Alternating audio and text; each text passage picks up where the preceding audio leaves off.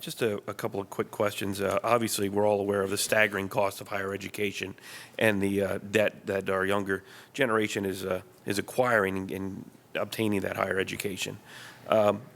Funds are limited. I mean, everybody that comes in here, PennDOT, and any group that comes in here is looking for more money, more resources. With that said, there are limited resources, and the tax base can only support so much. Some people say make everything free. Well, we have free public education, yet I hear nonstop from my property owners about how not free it is. So with that, looking for cost savings, and I mentioned this a little bit yesterday when talking with PASSHE, the community college program, dual enrollment programs with high school and community colleges. Any student that really wants to pursue a college education should participate and take part in that program. And there's no reason why any student graduating high school can't already have an associate's degree at the same time they obtain Correct. their high school diploma. Correct. That there cuts off 2 years and significantly reduces college debt. That is something we really should be promoting. Absolutely. With that said, many community colleges also have dual enrollment programs with some of the state universities and some of the non-preferred universities. So my question is two-part. How can we better use online education through community colleges, where the students take classes at the community college as they pursue their bachelor's degree? Yeah. I've heard talk about how many students are going out of state for online education. And at the same time, how can we also, if you could, in a two-part, and I'll ask one two-part question. How can we better, get agreements between community colleges and our state system for dual enrollment? Yeah. Also, with students that attend a state university for their first 2 years of education, what is a percentage of students that drop out before they obtain their 2 years? And how many articulation agreements are there between community colleges to accept those credits, so that when that student, maybe they just don't like the experience, and they have an underlying issue, they have to move home, and they can transfer those credits to the community college to at least accomplish that associate's degree and then maybe move forward. Yeah. So that's a two-part question. I think that could be significant cost savings to our generations as we move forward. So I absolutely agree. And this goes back to the conversation we were having about how do we actually align around lifelong learning pathways, not command and control over the market that we've historically had.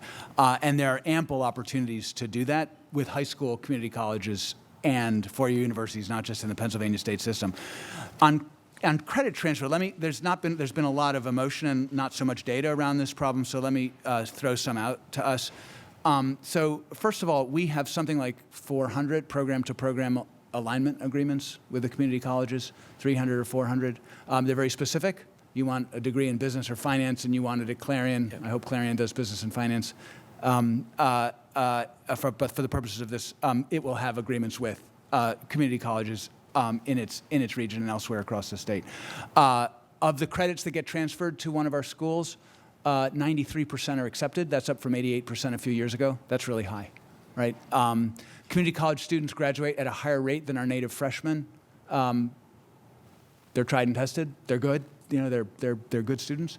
They typically take maybe one or two courses more than our native freshmen. That might have to do with choices that they made at college that don't align, or changes in the degree pathway. But there's a very strong record. Several of our universities are actually taking a larger share of community colleges than you would expect given community college enrollment, so that's also good. So there's a lot that we can build on, but I think we're going to have to figure out collectively with our schools and community colleges whether we're competing with each other in a very tough market or whether we're actually going to work together to serve the state. And obviously the state system is very open to that conversation. Yeah, I would very much encourage a partnership.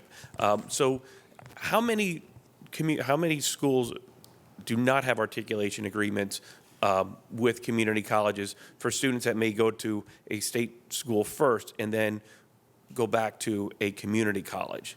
That is a great question, which I cannot answer. So I can't talk. I don't know. You're talking about the reverse flow, and that's a great question. I will get you If the answer is available, I will get it for you. Yeah, and if we could, if we find that answer, Yeah. and it's something that needs to be improved Yeah. upon, I think that's Yeah. that's crucial, because at the end of the day, all these dollars we spend, isn't to support a system. correct. It's to encourage to get the best value in education for our Absolutely young folks. So thank you. Yeah. No, it's a great question. Thank you.